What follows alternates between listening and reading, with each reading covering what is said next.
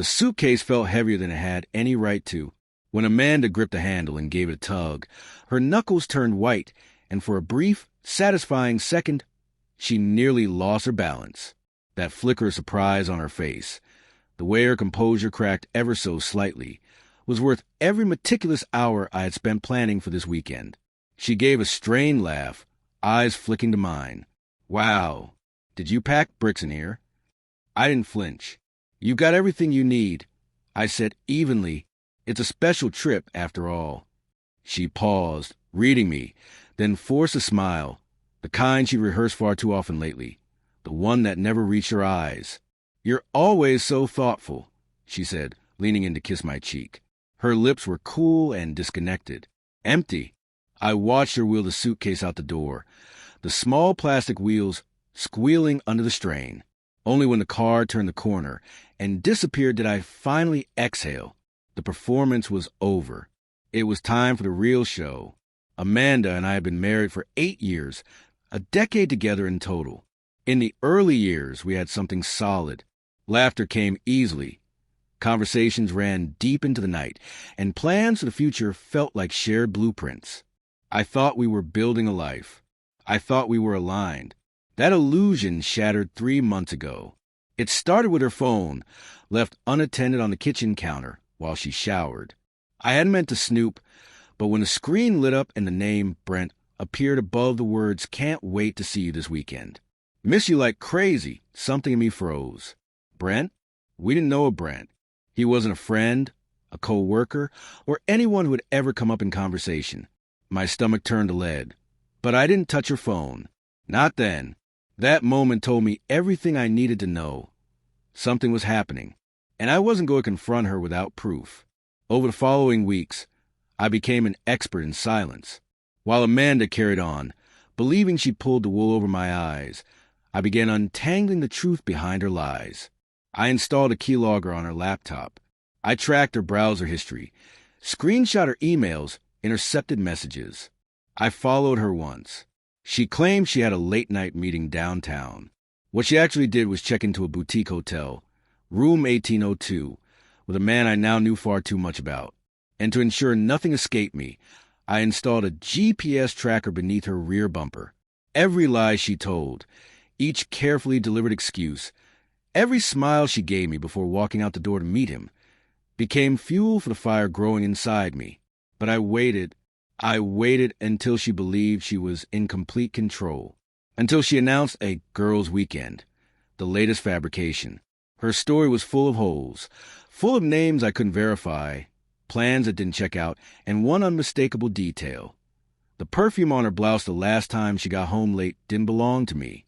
You deserve a break, I told her calmly when she brought it up. Relax. I'll stay busy around the house. Her smile was radiant, undeserved. You're the best. She packed her favorite dresses, the ones she wore when she wanted to be noticed. I helped her fold them, all while stuffing my own bag with something far more potent than clothes. Evidence. Cold, undeniable, and fatal to the carefully spun web she thought she controlled. Brent lived in a high-rise, of course. Glass and chrome, valet parking, the whole fantasy. I'd surveilled the place enough to know his habits. He was a well-polished executive, charming in a way that only people who have never been punched in the soul can afford to be. Amanda's car was already parked outside when I arrived, crooked, as if she couldn't get inside fast enough. I waited. An hour, maybe 2, let them settle in. Then I walked to the building, heart hammering, jaw clenched, a storm building behind my ribs. The door opened, and there he was. Brent, late 30s, well-groomed, watch glinting like a badge of arrogance. He smiled for half a second before his expression faltered. Can I help you? Oh, I think you can. I took a step forward. His hand twitched toward the door, unsure whether to slam it. I didn't give him the chance. My shoulder met the wood hard enough to throw him off balance. You can't just... Shut up, I said, voice flat and icy. You and I are going to have a conversation. Amanda appeared at the end of the hall, wearing one of those plush robes hotels always overcharge for. Her face turned white as marble. Mark, she whispered, what are you doing here? I ignored her, stepping past her into the condo. Brent stood frozen, bewildered and afraid. You know who I am, right? I asked. He nodded faintly. Good. Then this will make sense. I unzipped my bag and tossed a thick stack of printed photos, screenshots, receipts, and logs onto the coffee table. Pages fanned out. Digital intimacy turned to paper and ink. His face dropped. I know everything, I said. Every lie, every hotel, every message. Every I love you she sent you while she looked me in the eye. Amanda stepped closer, trembling.